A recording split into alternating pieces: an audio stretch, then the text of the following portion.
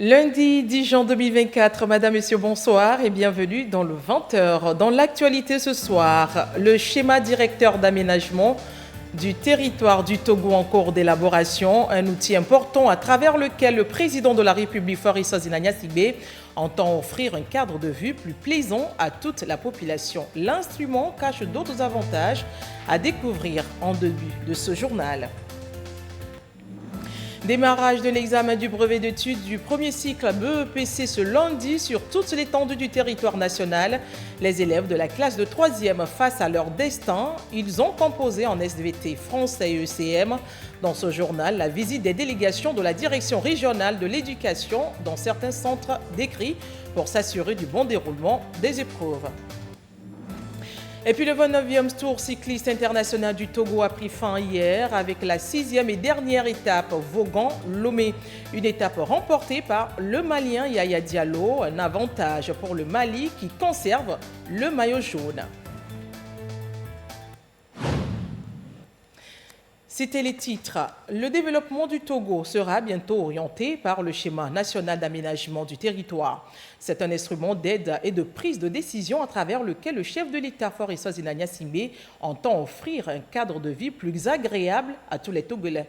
Grâce à cet outil, les constructions anarchiques, par exemple, constatées depuis quelques années, seront harmonisées pour la beauté du pays et pour le bien-être des populations. L'outil cache bien d'autres avantages, lesquels? Les réponses, c'est avec Equisala. Le Togo est en plein dans son développement avec des infrastructures modernes qui poussent de plus en plus et font la fierté de ses 8 millions d'habitants. C'est le fruit de la vision pragmatique du chef de l'État, Faure Zinagna-Sigbe, d'offrir un cadre de vie sain et viable à la population urbaine qui ne cesse d'augmenter au fil des années. Cette vision est soutenue aujourd'hui par le schéma national d'aménagement du territoire, un outil essentiel à travers lequel le président de la République entend mieux orienter le développement du Togo à moyen et à long terme. Le schéma va aider notamment à remédier à la prolifération des constructions qui ne respectent pas la réglementation en vigueur. Pour le chef de l'État, Faure Zinagna-Sigbe, cet outil est indispensable pour freiner les déséquilibres structurels observés depuis quelques années et les dysfonctionnements défavorables au développement harmonieux des villes, des communes et des régions de notre pays. Avec le schéma directeur d'aménagement du territoire, les propriétés foncières des collectivités locales et des particuliers seront plus sécurisées. Les domaines fonciers détenus par l'État également. À travers cet instrument référentiel d'aide et de prise de décision, les plus hautes autorités du Togo se donnent jusqu'à 2045 pour améliorer complètement la cohérence et la synergie des politiques et stratégies sectorielles en vue d'une gestion harmonieuse, équilibrée et durable de l'espace national au bénéfice des populations. Et justement, assurer la bonne gouvernance territoriale et valoriser les potentialités de chaque région, le Togo élabore son schéma national d'aménagement. Après plusieurs études et consultations, les livrables du document sont soumis aux acteurs pour appréciation et validation. Le compte rendu de Nadine Nofodi et de Urich Amiga. Un accès pour tous à des infrastructures socio-collectives de base, de l'eau potable qui coule partout à travers le territoire, de l'électricité ainsi que des infrastructures sanitaires apportées et à proximité de chaque citoyen. La politique de développement du chef de l'État, Faure Zinagna-Sigbe, est en marche. Un développement territorial harmonieux, équilibré et durable qui corrige toute disparité grâce au schéma national d'aménagement du territoire SNAT. Après des mois de consultations menées dans les 5 régions du pays, les livrables du dit schéma d'aménagement du territoire sont soumis à validation.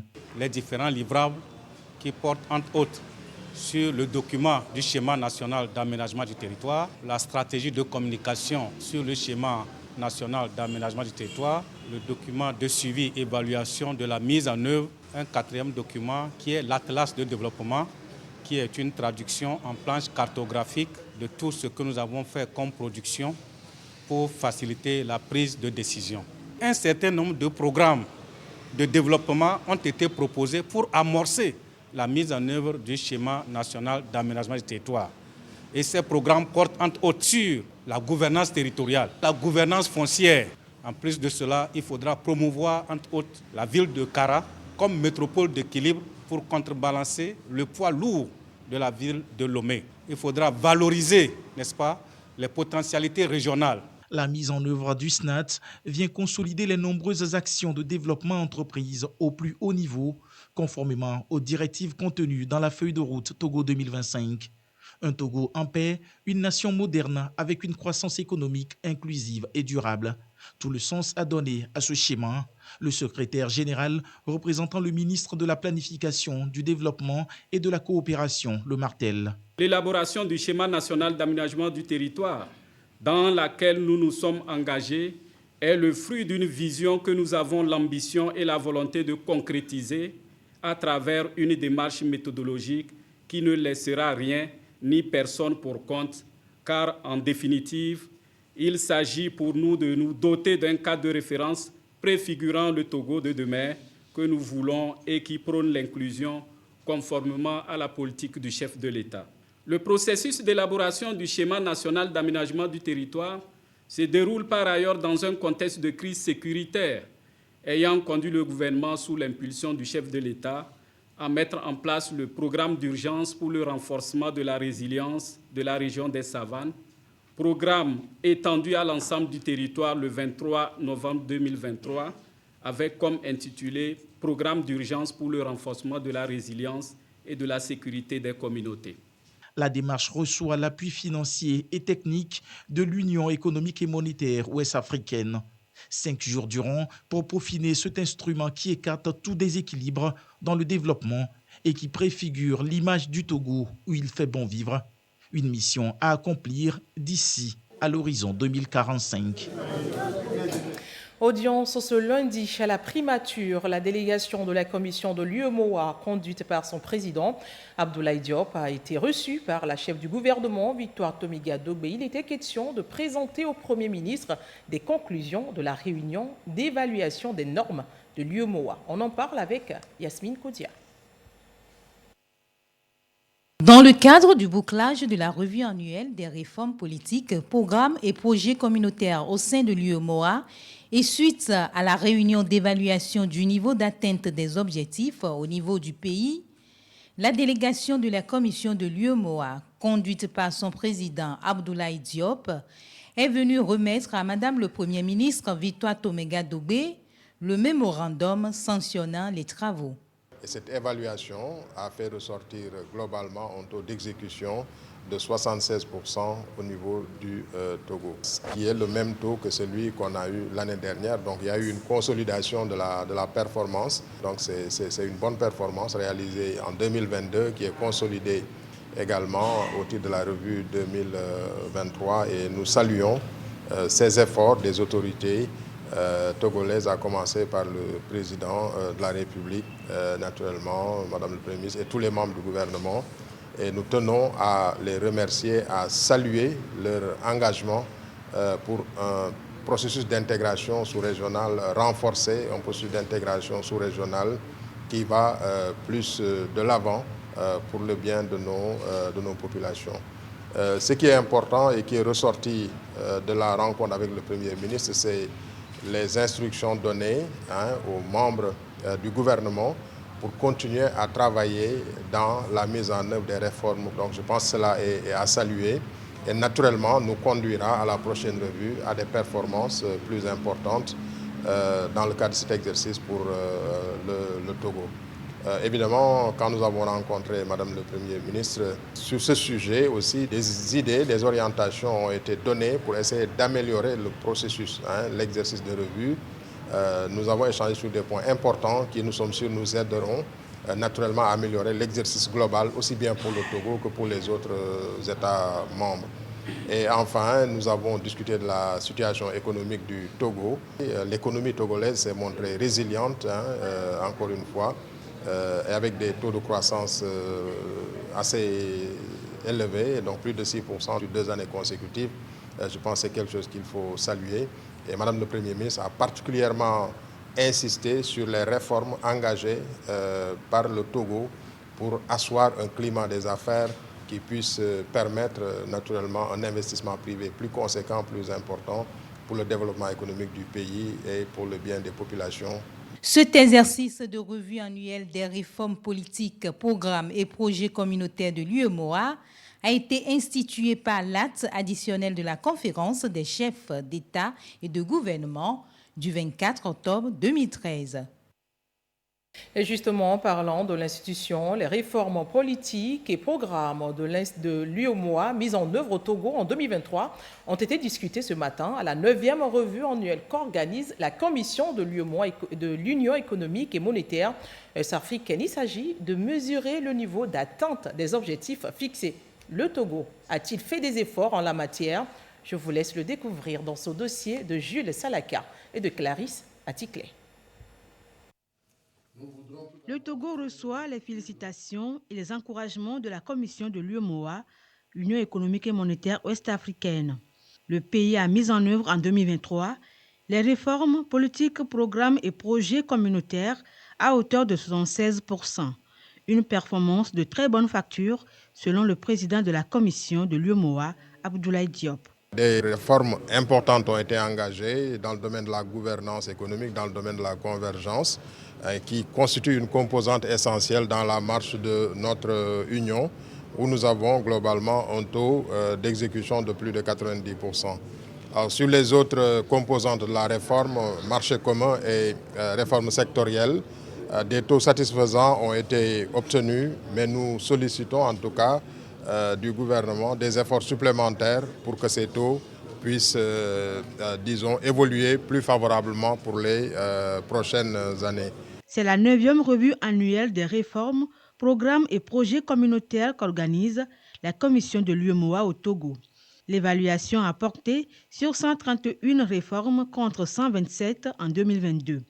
Le ministre de l'Économie et des Finances, représenté à cette rencontre par Rose Kaïmi-Védor, ministre du Commerce, de l'Artisanat et de la Consommation locale, a présenté à la Commission de l'UEMOA la gratitude du gouvernement pour son appui technique dans la mise en œuvre des différentes réformes. Le gouvernement togolais, sous l'impulsion du chef de l'État, son Excellence M. Faure et Sozimnam Gnassingbé, reste attaché à la mise en œuvre et à l'approfondissement des réformes afin d'assurer un développement économique équilibré de l'Union en général et de notre pays, le Togo en particulier, pour le bien-être des populations.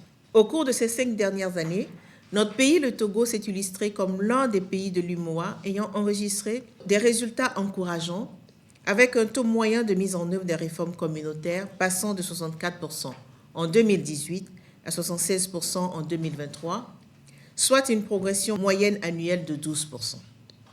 Dans le même temps, la mise en œuvre des programmes et projets affiche un taux de 50,8% en 2023. Ces résultats obtenus confirment l'engagement soutenu des autorités togolaises dans la mise en œuvre des dites réformes, bien que certains textes restent à être transposés ou appliqués. Pour confirmer son engagement dans la réalisation du mieux-être de la population et malgré le contexte économique international difficile, la feuille de route gouvernementale pour la période 2020-2025, portée par une vision de faire du Togo un pays en paix, une nation moderne avec une croissance économique inclusive et durable, a montré son efficacité dans la maîtrise de l'inflation au plan national. Le renforcement continu du cadre juridique du contrôle des finances publiques, la mise en place de l'assurance maladie universelle, la production du document de déclaration des risques budgétaires sont entre autres réformes opérées par le Togo en 2023. Tout autre sujet, la Cour de justice de la CEDEAO a réuni ce matin à Lomé, et ce pour 3 jours, les avocats des pays francophones de la CEDEAO pour les étudier sur l'utilisation du système électronique de gestion des affaires. L'idée est de permettre à ces acteurs de mieux se familiariser avec les nouvelles pratiques digitales de la Cour qui facilitent la vie aux usagers. Carmen Madjé à Capou. En 2020, la Cour de justice de la CEDEAO a eu recours à un système de gestion électronique des affaires pour faire face à la crise sanitaire de Covid-19. Ainsi, les avocats ont la possibilité de faire le dépôt des dossiers par voie électronique et même assister aux audiences en ligne. pour donc permettre à tous les avocats de l'espace communautaire d'être au même niveau d'information. La Cour de justice de la CEDEAO leur donne des instructions pratiques. Nous allons les former techniquement sur la manière d'utiliser le système, comment y avoir accès, comment déposer la requête, comment demander des dates d'audience, comment suivre les audiences et quelles sont les modalités pour recevoir notification des décisions que la Cour de justice rend. La digitalisation des procédures de la Cour de justice de la CEDEAO est devenue essentielle dans la conduite d'un procès selon l'ordre des avocats du Togo. Il ne s'agira plus de se déplacer tout le temps pour aller à Abuja. Pour le justiciable qui saisit la Cour, vous aurez donc à envoyer tous vos documents. Cela amène une économie de temps. Cela a également une incidence financière. Pour le ministre de la Justice, garde des Sceaux, l'utilisation du système électronique par la Cour de justice de la CEDEAO permettra de prendre en compte toutes les problématiques et de mieux sécuriser les documents essentiels. La digitalisation des procédures est devenue un élément essentiel dans la conduite d'un procès. La production électronique d'écriture et pièces au tribunal de commerce de Lomé est devenue depuis lors une pratique acceptée par tous. Ainsi, la reconnaissance juridique de l'écrit électronique et la signature électronique par le cadre normatif communautaire permettra de prendre en charge les problématiques liées à la preuve électronique et à la sécurisation de tous les documents essentiels à la tenue d'un procès. Cette formation est étendue aux avocats des autres pays francophones de la CEDEAO, tels que la Côte d'Ivoire, le Sénégal, le Bénin et le Burkina Faso, entre autres. Environnement, on en parle également dans ce journal. Le ministre de l'Environnement et des Ressources forestières a procédé ce lundi au lancement officiel de la quinzaine de l'environnement et du développement durable édition 2024. La quinzaine s'articule autour du thème « Eau propre, air pur, sol et forêt, notre responsabilité collective ». Il s'agit d'inculquer à la population togolaise la culture d'un engagement civique et citoyen vis-à-vis de la nature. Le compte rendu de Stéphane Lossou, Marie-Ange Bida. En chanson,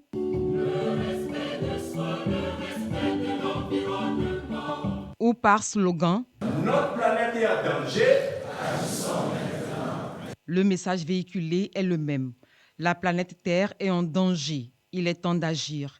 Agir pour protéger la biodiversité et le bien-être des populations. Avec cette quinzaine de l'environnement et du développement durable, dénommée QEDD, les actions de sauvegarde de l'environnement seront plus accentuées. Ce sera 2 semaines d'activités qui visent toutes à changer les mentalités et les comportements. C'est de savoir ce qu'on jette quelque part.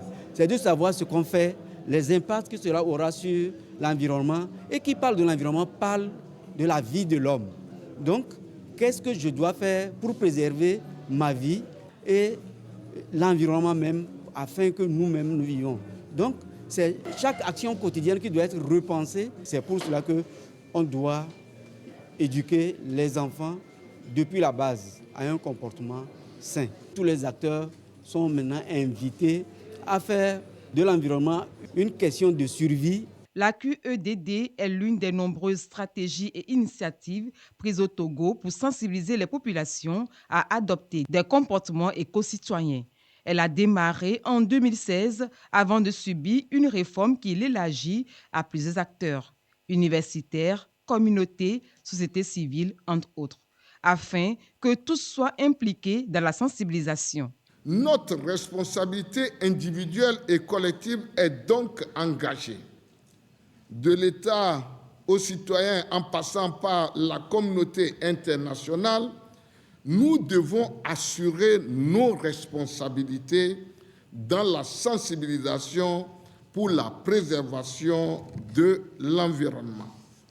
Je voudrais saisir cette occasion pour renouveler la gratitude du chef de l'État, Son Excellence M. Faure Essozimna Gnassingbé, et du gouvernement à tous les partenaires techniques et financiers et aux opérateurs économiques qui ne cessent d'accompagner le Togo dans sa noble mission de protection de l'environnement.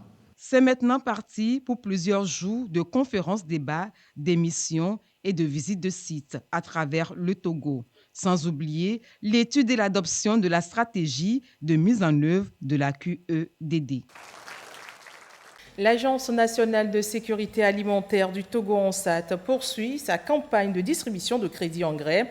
Elle était dans la centrale où d'importantes quantités des intrants ont été livrés aux producteurs pour augmenter leur production. On en parle avec Désiré Aloye. De l'avance sur commande à l'achat des excédents des produits alimentaires, en passant par le crédit engrais, l'Agence nationale de sécurité alimentaire du Togo ANSAT a engagé une dynamique dans sa prestation, en amont et en aval, des actions pour faire des producteurs de véritables entrepreneurs. Dans ce magasin à Sada, 110 tonnes des intrants NPK 1515 et urée livrés à la coopérative La Main de Dieu pour le compte de la campagne 2024-2025, stock remboursable en nature. L'année passée, nous avons réceptionné 87 tonnes. Les 87 tonnes, nous avons pris ça à crédit. Nous avons pu solder 100% et on a eu encore un antécédent pour pouvoir vendre encore de plus. Cette année, nous avons déjà enregistré 120 tonnes et les enregistrements continuent. Nous remercions le chef de l'État pour sa politique qui mène à l'endroit des producteurs. Grâce à lui, nous sommes devenus les gros producteurs maintenant. Avec ANSAT, il n'a pas d'intérêt. Nous sommes satisfaits et maintenant, nous les femmes, on cultive beaucoup. Une femme peut faire 2 hectares, 4 hectares comme ça. Ici à Adjengre, dans Sotobois et à Nangbaoude, dans Tchaoudjo, 120 tonnes d'intrants au total mises à la disposition des braves producteurs pour les appuyer dans leur effort de production agricole. Il y a 3 ans de cela que nous profitons de ces appuis. La première année, nous avons profité de 192 sacs. Et l'année passée, 370 sacs. Cette année, nous sommes allés au-delà de 1418 sacs. Ça voudrait dire que les producteurs se sont en donnés et les surfaces ont été augmentées énormément. Et nous sommes très contents. Nous allons rembourser tout. Nous remercions le chef de l'État qui pense à nous à tout moment. Grâce à cette dynamique introduite par le chef de l'État, la production agricole croît d'année en année, ce qui non seulement consolide la sécurité alimentaire, mais aussi booste la croissance économique. Dans la centrale, 1169 tonnes sont en voie de livraison et les demandes continuent. Le bilan de la campagne agricole passée est positif. Nous avons octroyé 996 tonnes d'engrais aux producteurs. Les producteurs ont remboursé à 100% en nature 1886 tonnes de maïs et de riz paddy. Au-delà de ce remboursement, ils ont vendu un excédent de 1220 tonnes de riz paddy et de maïs confondus. La campagne agricole 2024-2025 vient de commencer. Nous avons eu des besoins estimés à 3360 tonnes d'engrais. Le partenariat qui lie le Lansat et les producteurs porte les fruits. Et nous remarquons l'engouement des producteurs autour de la vision du chef de l'État en matière agricole. Les laborieux producteurs sont de plus en plus renforcés dans la chaîne de production agricole. La vision reste l'amélioration des rendements. La mobilisation des acteurs autour du secteur agricole chaque année est forte et les résultats sont encourageants. L'ANSAT aujourd'hui recommande d'élargir les emblavures en associant les légumineuses comme le soja. L'introduction de l'élevage, un atout porteur. C'est parti pour l'examen du brevet d'études du premier cycle BEPC. Il a démarré ce lundi sur toute l'étendue du territoire national. Les candidats étaient face à 3 épreuves au cours de cette journée. Et pour s'assurer du bon démarrage de cet examen, une délégation de la direction régionale de l'éducation du Grand Lomé était dans certains centres d'écrit où ils ont appelé les candidats à faire preuve de sagesse. Le compte rendu de Kossi Ali et d'Issaka Aruna. C'est l'heure de vérité pour les candidats au brevet d'études du premier cycle BPC, session de juin 2024. Pour cette première journée, ils sont d'abord soumis à l'épreuve des sciences de la vie et de la terre. Au centre d'écrit d'Agonivé Centre, Tout a démarré effectivement à 7h30. Les 586 candidats ont tous répondu présents. Ils sont à la recherche de leur premier diplôme du cycle secondaire. Au sortir de la première épreuve, ils ne cachent pas leur optimisme. Ils ont posé des questions sur l'arc réflexe, l'influx nerveux, la digestion et puis la production de l'énergie. L'épreuve était abordable. Si les épreuves prochaines peuvent être comme ça, je peux réussir cette année. Après 9 mois de cours, c'est le moment de rendre les connaissances acquises et couronner l'année par une réussite à cet examen. Un défi pour ces candidats, la direction régionale de l'éducation du Grand Lomé en fait une préoccupation. Elle a visité certains centres afin de s'assurer de l'organisation pratique de l'examen et rassurer les candidats. Nous avons constaté que tous les candidats dans ces établissements étaient sereins. Il y a un certain rayonnement, une certaine détermination au niveau de ces candidats. Tout porte à croire qu'ils se sont bien préparés pour affronter cet examen du BPC session de juin 2024. Nous les avons exhortés à un sérieux au travail, de même que les surveillants. Le chef de l'État a dû mobiliser d'énormes moyens financiers et matériels pour pouvoir organiser cet examen. C'est le lieu de rendre un vibrant hommage au président de la République, son Excellence M. Faure Eswazina Gnassingbé, pour tout ce qu'il fait pour l'éducation. Au total, 47 743 candidats, dont 22 277 garçons et 25 466 filles, frappent aux portes du lycée cette année dans le Grand Lomé. L'examen prend fin le mercredi 12 juin prochain. Le même constat a été également fait dans les autres régions du Togo. Et nous revenons sur cette tournée du parti politique Union pour la République Unir. Une délégation était à Notchan pour remercier la population pour leur fidélité lors du double scrutin du 29 avril dernier. Réaffirmer également l'engagement du président du parti à œuvrer pour le bien-être de la population. Le compte rendu de Riche Amiga.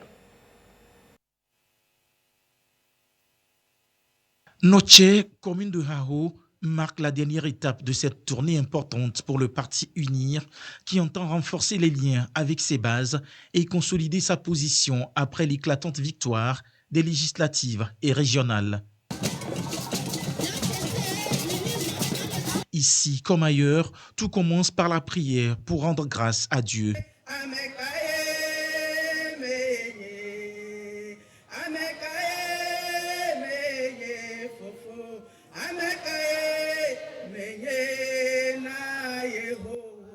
Gratitude au Tout-Puissant et aux militants et sympathisants, car pour unir Hao, la victoire est collective et l'engagement pour le développement du Togo se poursuit avec détermination.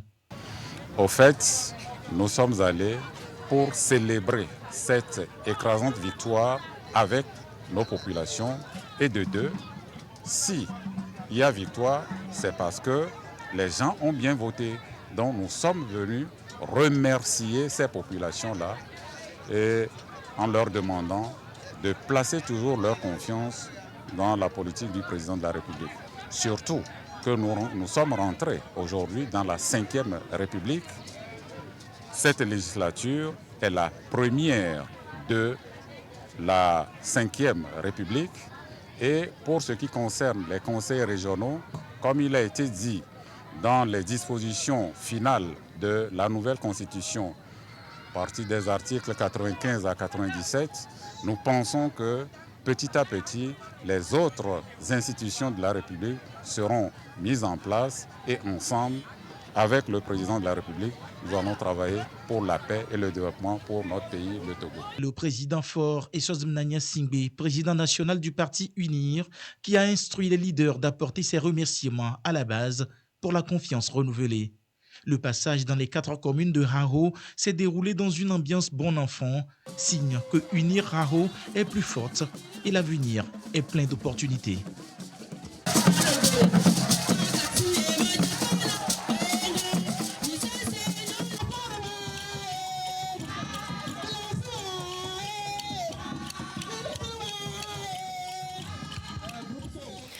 Sport, c'est fini. Le 29e tour cycliste international du Togo, c'était hier avec la 6e et dernière étape Vaughan-Lomé, longue de 88 km. Une étape gagnée par le Malien Yaya Diallo, dont le pays conserve le maillot jaune. Le résumé de cette dernière étape avec Claude Ama. De la fatigue accumulée tout au long de ce 29e tour cycliste international du Togo, les coureurs ont encore fait preuve de courage et de détermination lors de la 6e et dernière étape Vaughan-Lomé, critérium fermé du boulevard du Mono, dimanche. Étape sans obstacle majeur, Maliens, Nigériens, Français et Togolais se livrent une bataille sans merci. Arrivés à Lomé, ils enchaînent par le critérium fermé du boulevard du Mono. 5 km x 6 tours en peloton. Mais décidés à conserver jalousement leur précieux maillot jaune, les Maliens gagnent cette ultime étape par l'entremise de Yaya Diallo en 2h47 minutes 54 secondes. Ceci au grand satisfait de leur chef de délégation. C'est un tour chaud, intense, avec beaucoup d'intensité, mais on a su tenir. Sponsor officiel de la compétition, Ebomaf a été émerveillé par l'organisation. Grande est notre satisfaction pour cette première compétition que nous venons de sponsoriser. C'est la preuve qu'effectivement Ebomaf donne de l'éclat au Togo et que les routes que nous avions réalisées ici au Togo ont permis quand même à ce tour cycliste de la 29e édition de se réaliser avec éclat. Les autres partenaires, notamment le port autonome de Lomé et la Poste, ont été également charmés. Nous sommes là pour montrer aux yeux du monde, aux yeux des opérateurs économiques, que le port reste et le port restera toujours fidèle à ce tour et aux opérateurs économiques des pays du Sahel également, c'est-à-dire du Burkina Faso, du Mali et du Niger. Je suis très content après 5 ans d'absence que le Tour du Togo puisse reprendre.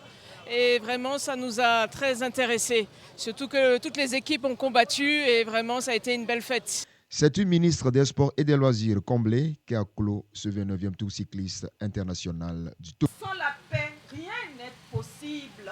Et aujourd'hui, si le Togo constitue un pays de paix, un pays où on peut vivre en toute harmonie et qu'on peut sillonner de jour comme de nuit, c'est grâce à la politique de son Excellence Faure Eswatini Gnassingbé. Nous avons vu le fort impact socio-culturel que produit un tour cycliste.